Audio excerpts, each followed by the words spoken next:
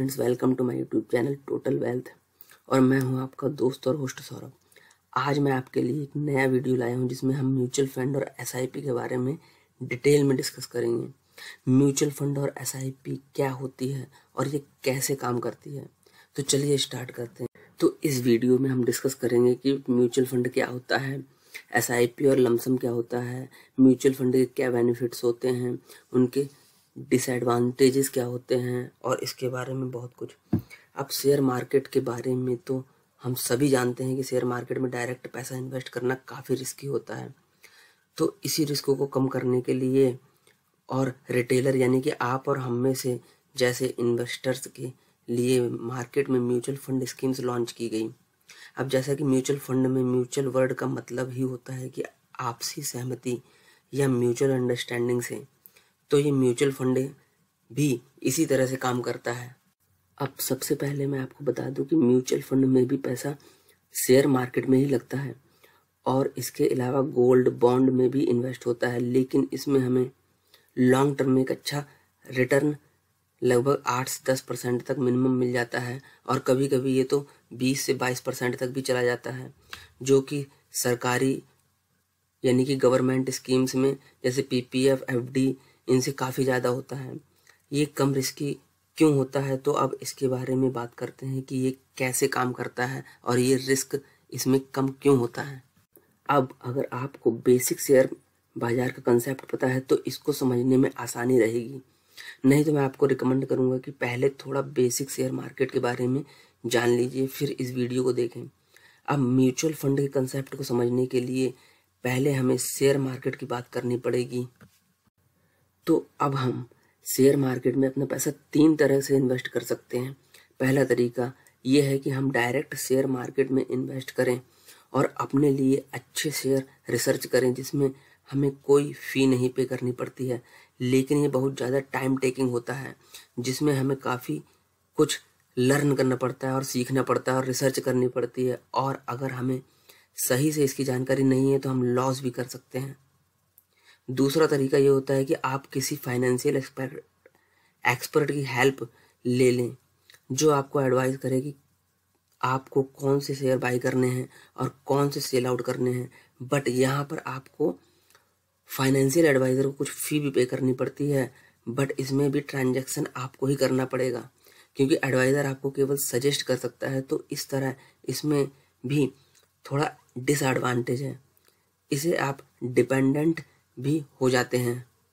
तीसरा तरीका यह है कि म्यूचुअल फंड में जिसमें आप पैसा लगा सकते हैं और इसमें आपको रेगुलर ट्रैक भी नहीं करना पड़ता है, इसकी फ़ी भी काफ़ी कम होती है। इसमें बस एक बार आपको एक अच्छा फंड सेलेक्ट करना होता है जिसमें स्टॉक की नॉलेज की ज़रूरत पड़ती है। अब जानते हैं ये वर्क कैसे करता है। अब म्यूचुअल फंड को एक एग्जाम्पल से समझने की कोशिश करते हैं। मान लीजिए आपके पास 20,000 रुपये हैं और आप खुद इन्वेस्ट करना चाहते हैं, एडवाइज़र के थ्रू लगाना चाहते हैं, और अगर एडवाइज़र ने बोल दिया कि एमआरएफ के शेयर ले लो या आइसर मोटर्स का शेयर ले लो, तो आप बाई नहीं कर पाओगे क्योंकि एमआरएफ के एक शेयर की वैल्यू ही 50,000 रुपये है। तो आप खरीद नहीं सकते हैं क्योंकि आपके पास केवल 20,000 रुपये ही हैं, जो कि एक बड़ी प्रॉब्लम है डायरेक्ट या एडवाइज़र के थ्रू बाई करने में। अब म्यूचुअल फंड क्या करता है, वो आपसे 500 रुपये ले लेगा, किसी और से 500 रुपये ले लेगा और बहुत सारे लोगों से 500 रुपये कलेक्ट कर लेगा। इस तरीके से अगर 100 लोगों से 500 रुपये कलेक्ट किए तो 50,000 रुपये हो गए। तो अब म्यूचुअल फंड क्या करेगा, ये एमआरएफ का एक शेयर बाई कर लेगा। तो अब इस शेयर में सभी 100 लोगों का इक्वल पैसा लग जाएगा। तो अब म्यूचुअल फंड सभी 100 लोगों को 500 रुपये के यूनिट दे देगा जिससे आप सभी कभी भी निकाल सकते हो। अब इस तरह सभी 100 लोग इस एक शेयर को होल्डर बन जाते हैं। तो इस तरह म्यूचुअल फंड कम पैसों में ज़्यादा कंपनीज में इन्वेस्ट करने का मौका देता है जो आप डायरेक्ट इन्वेस्ट नहीं कर सकते हैं, क्योंकि आप 20,000 रुपये में ज़्यादा कंपनीज के शेयर बाई नहीं कर सकते हैं। बट म्यूचुअल फंड में आपका यही 20,000 रुपये 50 से ज़्यादा कंपनियों में भी लग सकता है, जिससे आपका पैसा डाइवर्सिफाई हो जाता है, जिससे आपका रिस्क बहुत कम हो जाता है, जो एक अच्छा एडवांटेज है। अब आपके पैसों को मैनेज कौन करता है? तो ये म्यूचुअल फंड एक फंड मैनेजमेंट कंपनी के थ्रू वर्क करता है, जिसे एएमसी कहते हैं, जो बड़े बड़े एक्सपर्ट फंड मैनेजर हायर करती है, जिनको बहुत अच्छा एक्सपीरियंस होता है।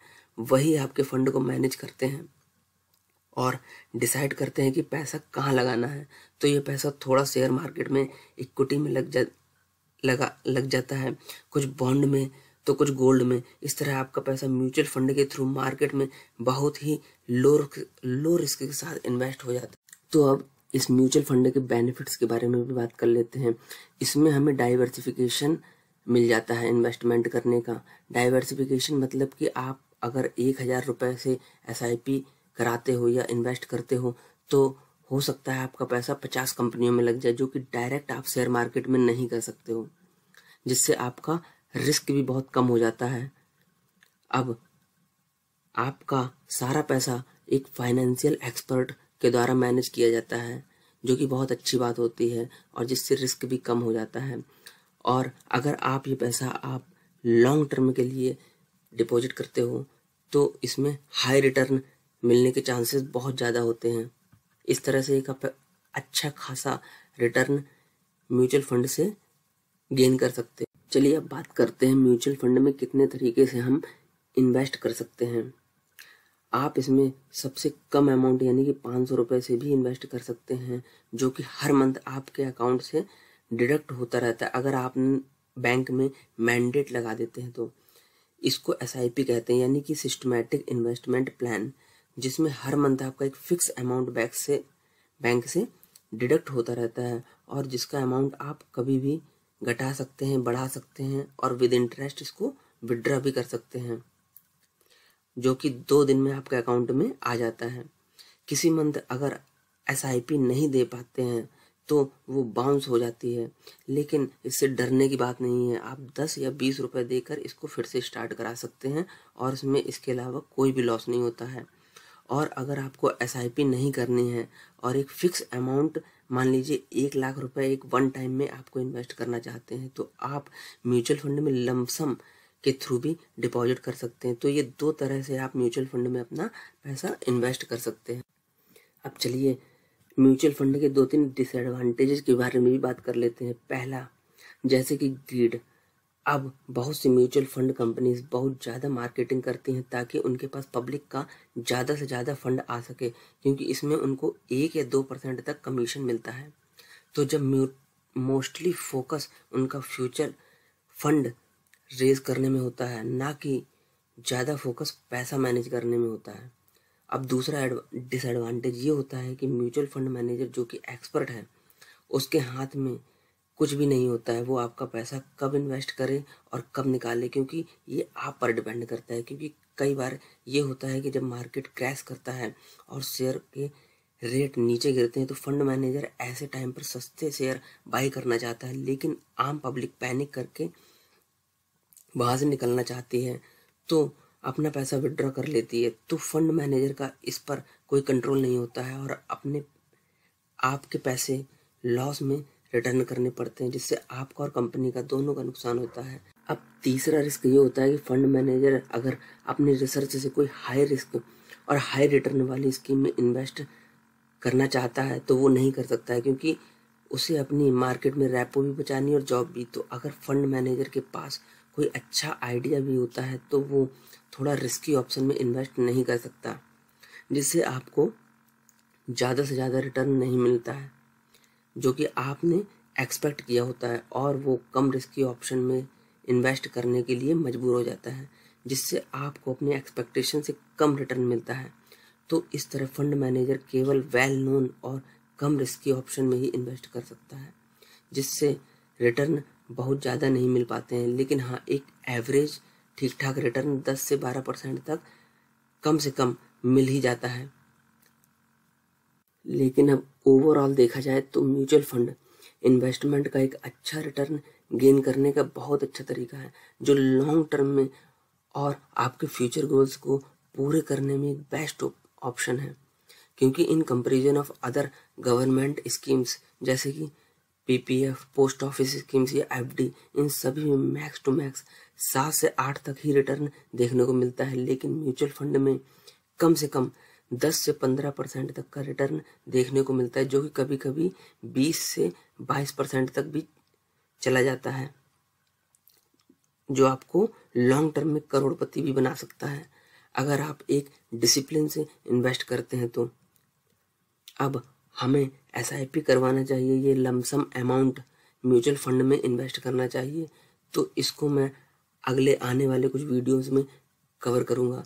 तो बने रहिए मेरे साथ और जल्दी से जल्दी चैनल को लाइक सब्सक्राइब कर दीजिए और बेल आइकन का नोटिफिकेशन दबा दीजिए, ताकि आगे आने वाले ऐसे ही इम्पोर्टेंट वीडियोस का नोटिफिकेशन आपको मिलता रहे।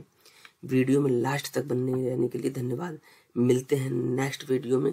Stay tuned, bye bye.